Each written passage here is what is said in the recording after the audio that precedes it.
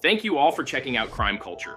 Today's story is about a young boy living in rural Missouri who disappeared one chilly Sunday afternoon as he rode his bike on a desolate road on his way to his friend's house.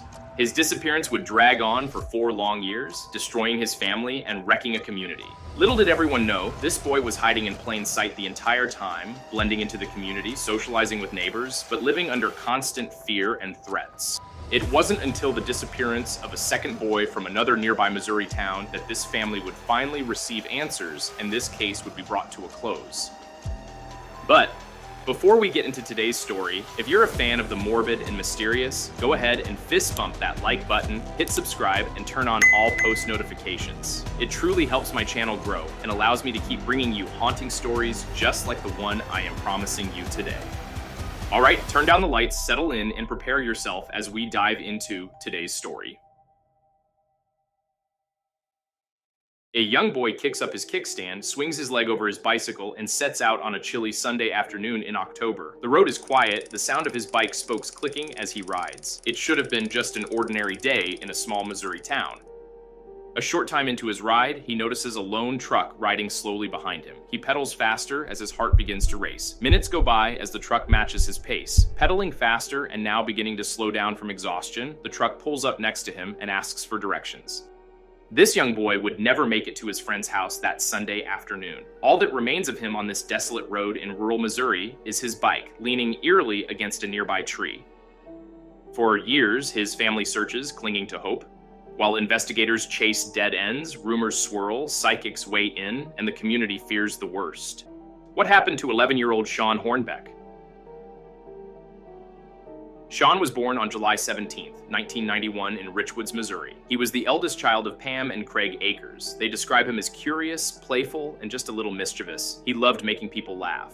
Growing up in the small community of Richwoods, a town of under 2,000 people, Shawn lived the kind of childhood you'd picture in a quiet Midwest town. He spent his days riding his bike down country roads, fishing in local streams, and playing basketball with friends. His lime green bike was his pride and joy, his ticket to freedom and adventure. He was an outdoors kid. Summers meant long days exploring the woods, climbing trees, and building forts. Winters meant snowball fights, sledding down hills, and warming up inside with video games. But Shawn wasn't just about adventure, he was thoughtful too. Friends say he was the kind of kid who would stand up for others if they were being picked on. His teachers described him as bright, respectful, and full of energy. At home, Shawn was close with his parents. Pam and Craig raised him with love and structure. They encouraged him to follow his interests, but also to be responsible, kind, and hardworking. He had chores to do, but he also had plenty of freedom to be a kid. And like many boys on the cusp of becoming teenagers, Shawn was starting to test his independence. He was gaining confidence in exploring the world on his own. Riding his bike down to a friend's house wasn't unusual. It was part of his growing sense of independence. But that freedom,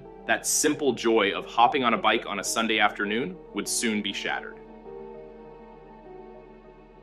It's Sunday, October 6th, 2002. Around 1:15 p.m., Shawn sets out on his bike to visit a friend. A normal part of his weekend routine. His parents aren't worried. It's a short ride, something he's done countless times. But as he pedals along Route 8, his rubber tires grabbing the asphalt, a white Nissan pickup truck slows down and pulls over. A man inside, appearing to be lost, rolls down his window and calls Shawn over to ask for directions.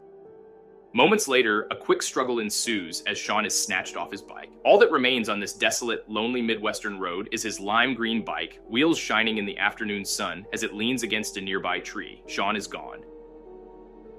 Word spreads fast in these southern communities. Neighbors show up in force, flashlights sweep through the woods, dogs sniff the ground, following faint trails, helicopters buzz overhead, their spotlights cutting through the dark, but the only sign of Shawn that remains is his bicycle. The hours become days, the days become weeks, the search continues. For Pam and Craig Akers, life collapses into a cycle of searching, praying, and waiting. While filled with grief and looking for ways to help the families of other abduction victims, they found the Shawn Hornbeck Foundation. They appear on national TV, pleading for their son's return. They hand out flyers, they drive to every tip, every rumor, every dead end, but each time, they return home without Shawn. One of their many TV appearances was on the Montel Williams show, an appearance they thought would bring awareness to their son's case, but little did they know, this appearance would only bring more heartbreak. While on the show, instead of receiving what they thought was going to be assistance from a psychic to find their son, the world-renowned psychic Sylvia Browne instead shatters Shawn's family as she tells Pam on national television that Shawn is dead, his body left near two jagged boulders. Pam is crushed, but in her heart, she refuses to fully believe it, and so the search continues. Pam and Craig do not give up hope. They continue searching, but no new clues surface. They exhaust their resources, call on the community, and constantly reach out to investigators for any breaks in the case. The only piece of evidence being Shawn's bike that sits by itself in an evidence locker at the police station. On January 8, 2007, a school bus crawls to a stop, the doors open as 13-year-old Ben Ownby steps off and begins his short walk home on this isolated road in Beaufort, Missouri. The bus closes its doors, students wave to Ben as the bus drives away. Moments later, a white truck pulls up next to Ben and a quick struggle ensues. Nothing is heard, but this time, something is seen.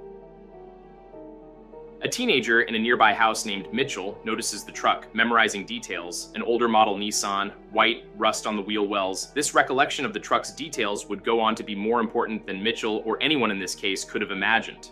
For Pam and Craig, the news reopens old wounds. Another boy gone, another family destroyed. They know that pain too well. As the family prays for answers, life goes on for another man. Around 50 miles away in the quaint historic suburb of Kirkwood, Missouri, a man manages a local Emo's Pizza restaurant, fraternizing with customers, conversing with his regulars, going about his daily routine. Little do his customers know, he has a dark secret.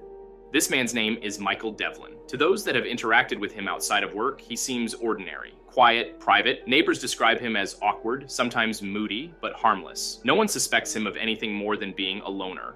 But in reality, Michael's life outside of work is far from ordinary. Not known to those around him, Michael is a predator, a sick and twisted man that has eluded authorities for years, hiding behind the appearance of a normal life as he blends into society.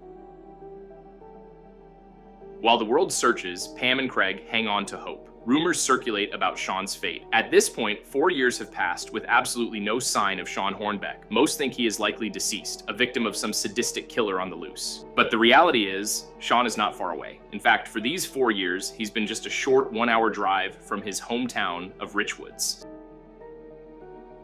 Inside of a Kirkwood apartment, Shawn's life goes on, but he is trapped in silence, bound not by ropes or chains, but by fear, threats, and manipulation.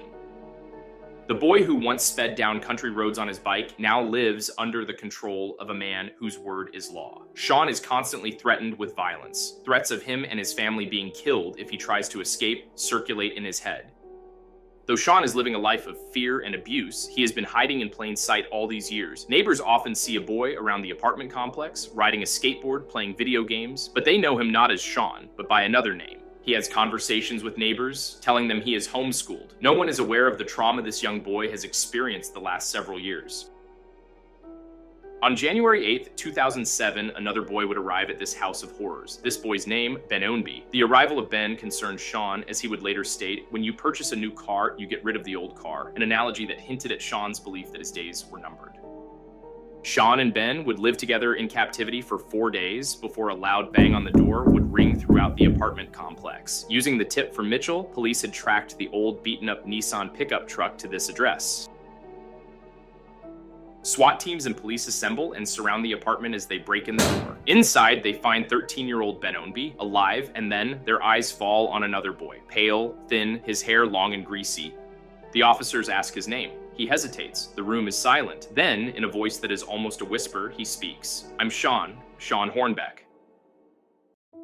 It seems impossible. After 4 years, 3 months, and 6 days, the boy who vanished on his green bike has been found, not only alive, but blending into the community, a community only 50 miles from his hometown. He was hiding in plain sight. The news spreads like wildfire. Reporters call it the Missouri Miracle. Pam and Craig rush to the police station. When Pam sees her son for the first time in over 4 years, she collapses into his arms. He is taller now, his voice deeper, but he is still her boy. The world watches in awe. Against all odds, Shawn has returned. This apartment, a house of horrors for these 2 young boys, belonged to none other than Michael Devlin, the loner pizza shop manager that disguised his predatory behavior by maintaining the appearance of a normal life. Devlin is arrested, and he is now revealed as a predator who kept Shawn captive for over 4 years and kidnapped another boy before being caught. In 2007, he pleads guilty to 78 counts, including kidnapping, sexual assault, and armed criminal action. He is sentenced to 74 consecutive life sentences. Devlin will never walk free again. Shawn's story is not one of simple survival, it is one of unimaginable endurance. Why didn't he escape? Why didn't he tell? Experts explain the invisible prison of psychological control. The threats, the fear, the manipulation that convinces victims that escape means certain death. For Shawn, every day was survival, and survival in itself was victory. Pam and Craig continued their work through the Shawn Hornbeck Foundation, helping other families facing the nightmare of a missing child. As for Shawn, he has lived much of his adult life privately. The scars of those years will never fully fade, but his survival is a testament to resilience and to the enduring hope of a family that never gave up.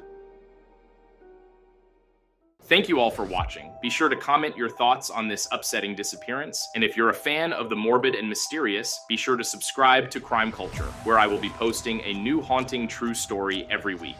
Don't forget to smash that like button, subscribe, and turn on all post notifications. Until next week, stay safe and stay curious.